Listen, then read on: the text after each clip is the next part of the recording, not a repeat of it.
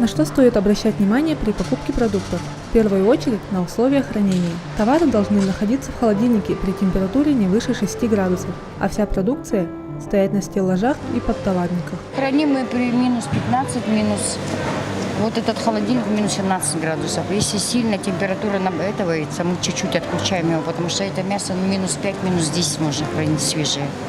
Замороженное можно минус 15, минус 20 хранить. Масло сливочное хранится в морозильном камере, в морозильнике, а остальное в холодильнике минус 4, минус 2 градуса. Молочка хранится недолго, максимум 7 дней, но это определенные виды продуктов. В основном творог, сливки, сметана 3, 4, 5 дней хранится. Все проверяется, все через нашу лабораторию проходит.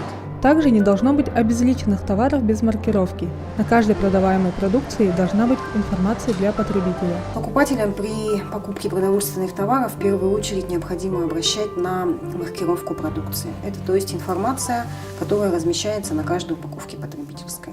Она в обязательном порядке у нас должна содержать наименование товара самого, наименование изготовителя, то есть это ИП или ООО, который произвел данную продукцию.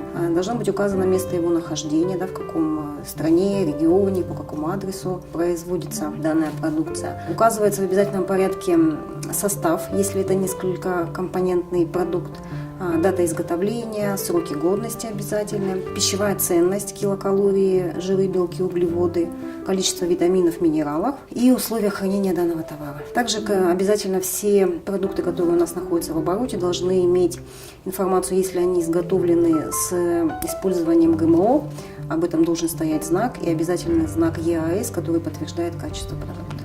В случае, если у вас есть жалобы или вопросы по качеству товара, вы должны обратиться к продавцу с письменным заявлением. Если право потребителя на информацию нарушено, то потребитель должен обратиться с письменной претензией к продавцу и предъявить свои требования. Если его претензия не будет удовлетворена или проигнорирована, то только в этом случае ему необходимо обратиться в органы Роспотребнадзора. Потому что по действующему законодательству Роспотребнадзор имеет право выходить на внеплановую проверку только в том случае, когда права потребителя нарушены и он обращался в претензионном порядке за защитой своих прав и права не были восстановлены.